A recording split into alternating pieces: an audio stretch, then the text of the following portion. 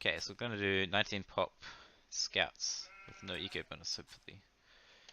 And this will be hopefully a better version to put on YouTube. So I've done it and explored, so it's a lot easier to find everything. But obviously, that's just kind of showing how to do it. You can still do it without being explored, obviously.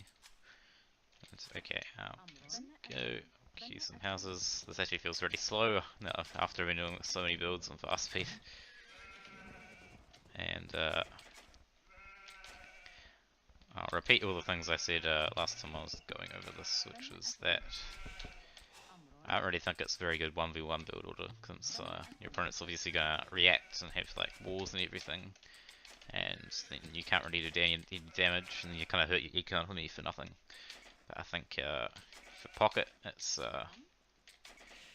pocket scouts is really good. I think I've been pretty happy with it anyway, since the timing's really important to get your scouts out really fast, and if you can get it out faster than your opponent, you can potentially like kill the flank before. Well, just by having more scouts, basically. So, main difference we're going to do is we're going to go for berries. But before we go for berries, we need to have a villager on wood, on a straggler tree, just so we can get enough wood to get a lumber camp a bit later. Okay. And then we go to the berries after that. My scout down there.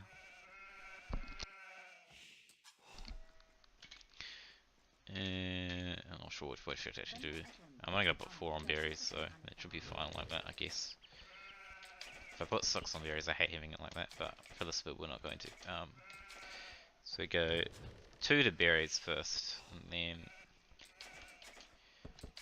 after that, we're gonna take our boar.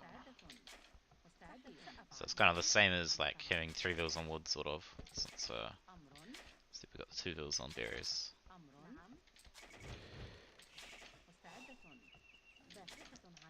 Actually, since our boar are close, this isn't quite the right timing, but I'll do it anyway. And then, unlike the normal scout build, we're just going to put 2 more on berries. We're not going to worry about putting an extra one on the food just yet. Although you probably could actually, but the build I've worked out doesn't do that. I'd have to change things, I think, if I was going to do that. You're probably going to get on there. And since this build's quite low population, you have to be quite efficient. Now this last villager, which is going to berries, it needs to build a house, because otherwise you'll get housed. Yeah, so I guess I'll mention that. Now after that, we've got 13 pop. We're going to put 2 more on the food to get the boar. And this is because we need to be really food heavy to click up fast. And you've still got this villager working away, and we'll notice our book count will go up. And usually I have this next villager go take the boar, next boar, but since it's so close, I'm gonna leave it a second. Like usually I go about 200 food. I think 170 should be absolutely fine, since it's so close. Now for the 16th villager, we're gonna send it to our best wood line, which is down here. And even though we don't have 500 wood just yet, we'll have enough by the time that this villager is here and start, before it has 10 wood basically. I even could have left it a bit later to get the spore. I'll just make sure it's in there.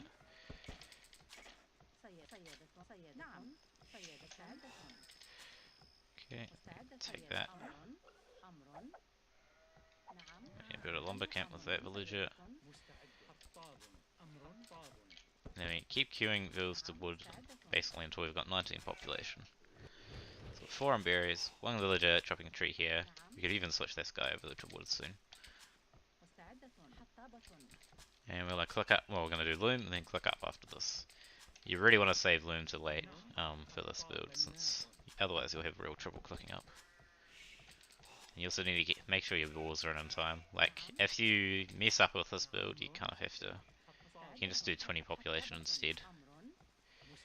I might just get this village on stragglers actually, because we're going to shift a lot of villagers out of wood soon. We drop off, we've got enough food, which is good. Then we send, I think it's about 4 villagers onto wood. Yeah, we send 4 villagers onto wood for 19 pop. Which does mean that our lumber camp's going to be a bit crowded, but you kind of have to do it, unfortunately. Then I usually take one of my berry villagers. You can use any other villager though, I think, and build a house. And then I build a barracks after that. And it's really hard to micro this wood because I don't think we can get any closer actually, unfortunately. Just because I'm on a hill, it's quite hard to tell how to micro this. But you really want to have these villages reasonably efficient. Okay, anyway, I'll get a barracks up. We're a little bit early, which is fine. You just need to get your barracks up before 60% up, ideally. Get that villager around there. And of course, deer or having an eco bonus really help doing this build. Like, I might be tempted to do 20 pop with a normal civ instead of 19, unless they have a really good start in multiplayer. Just because you need an eco boost, ideally, otherwise you can't keep up scouts very well. We need 175 wood by the time we feudal age. And we should be pretty close to that indeed, we've got it right now, which usually lines up quite well. But you do need to get your villagers from your TC onto your wood quite fast because of that. And we even have enough to bid X straight away, which is nice. So we're not going to do horse collar, you can't afford it with this eco. Even bid X is a bit of a stretch really. You can only just get it in basically. But the reason I'm doing 19 population in fact rather than 18, which you can do, is because you can get bid X in, which really helps. I do a bit of a different build for 18 pop, but you have to go like really food heavy in Dark Age, which means your eco is basically not as good overall. And then we need to get our farms up really quickly, because I might start queuing those there, I guess. And make sure I get scouts out, because we need lots of food to get these scouts and villages coming in good time. Sometimes even queue more villages to berries just to get extra food in.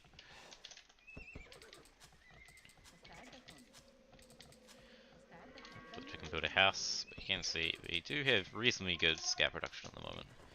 If you do it perfectly, you can have constant scout production, but often if you mess it up or it's not quite perfect, you will kind of have a bit of an idle time around 4 or 5 scouts. But since I put more on berries, I think we'll be alright this time. Another farm. There you go. And might be the last scout we can afford before we have to idle a little bit.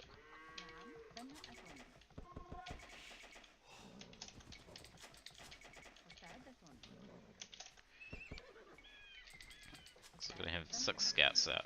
So you get your scouts out really fast to harass opponents if you're a pocket, which is really good. It can maybe be used in 1v1 if you know your opponent's going forward or men-at-arms or something to kind of react to that faster. But I think doing men-at-arms yourself is probably better. Another house there. And you can maybe do something like add a second lumber camp or something as well to help your eco around at this stage. I might actually do horse collar. And we'll just delay scouts a little bit to get that horse collar in. But you don't have to do that. It kind of depends a lot on the situation. I mean, from here it's basically just a normal scouts build. So yeah, I'll just go over a bit of an overview. So you need the mill opening just to get the food in fast. So you can go up so fast. And you need to be quite efficient. Like, if you're having quite a bad start, I would not do this build order. I'd go at least 1 more population up. Like, if you have a really good ecociv, like, which one's the best? Franks are really good. Actually, I do have a list. You know, Franks, Mongols, Khmer, Indians, Britons. They're like the best ones, I think. So, With those ones, you can usually get both upgrades with 19 population fairly comfortably, and you could even go 18 population with them if you wanted to. And then you have Japanese, Burmese, Persians, Italians, a few others which are very good as well, which can't quite do as well as the others, but you can do both upgrades. I think with 19 pop, you just couldn't do 18 pop with both upgrades. But you could do like 18 pop with one of the upgrades with them, I think, because they got strong eco. Same with like Ethiopians, Malians probably as well, and probably Celts. Okay. Anything else? Like I said before, I guess I think it's better for like 1v1s more.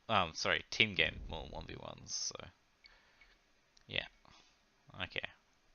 And you should get like pre 9 minutes uptimes, which is pretty solid. Alright, I think I'm gonna leave that there.